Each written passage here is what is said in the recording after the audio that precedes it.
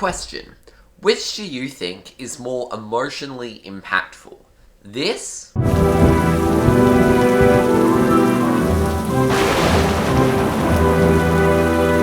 Or this?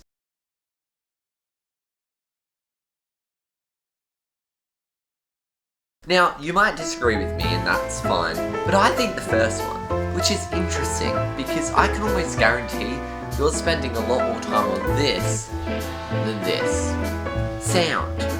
It makes up 51% of the film.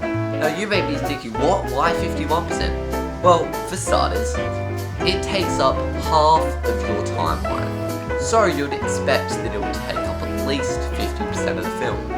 But I'm going to try to show you that it actually takes up more than half the film. That's why we as filmmakers should be spending a lot more time making our sound perfect than what we probably are already. Sound is split up into three main categories, and each is crucial to telling a story the most effectively. But let's start with the first one, dialogue. Dialogue is probably the first thing you think of when you think of sound in movies, but remember, the first thing you think of is also often the least creative, so keep that in mind. Dialogue should be used sparingly.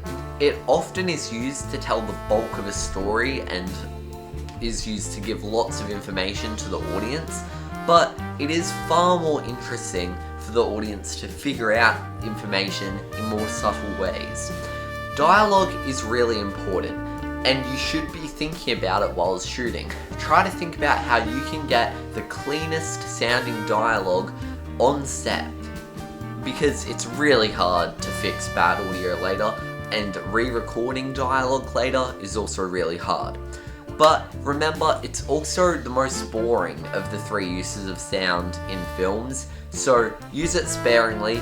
And now we're going to just move straight on to the next use of sound in movies, and that is music. Here's a challenge.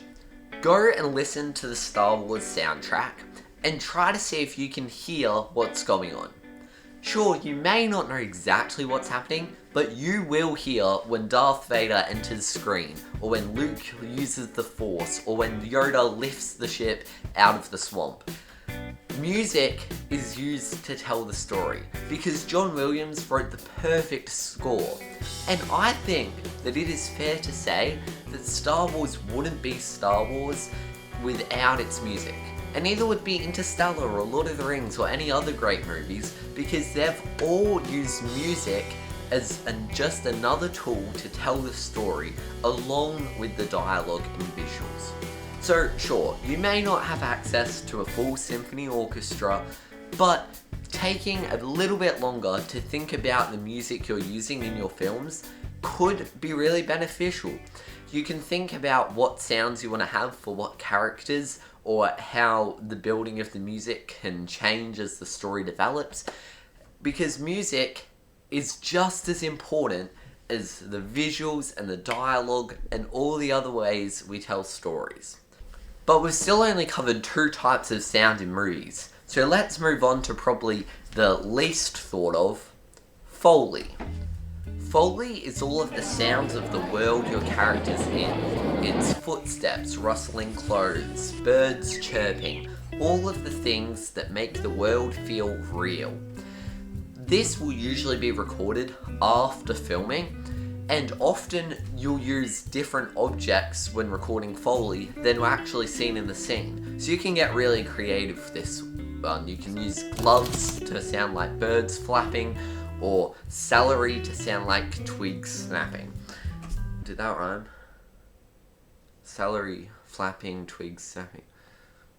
I'm a poet. Anyway. Foley makes your audience feel immersed in the world. Imagine Star Wars without the lightsaber turning on. Like, vroom, vroom. It's so iconic. Foley creates the world feel real. And so imagine movies if they didn't have the music or the Foley or talking. They wouldn't feel the same. And that's why you shouldn't just use half your timeline when putting your movie together. Music and Foley and dialogue and all of this is just as important, if not more. And that's why sound is 51% of a film.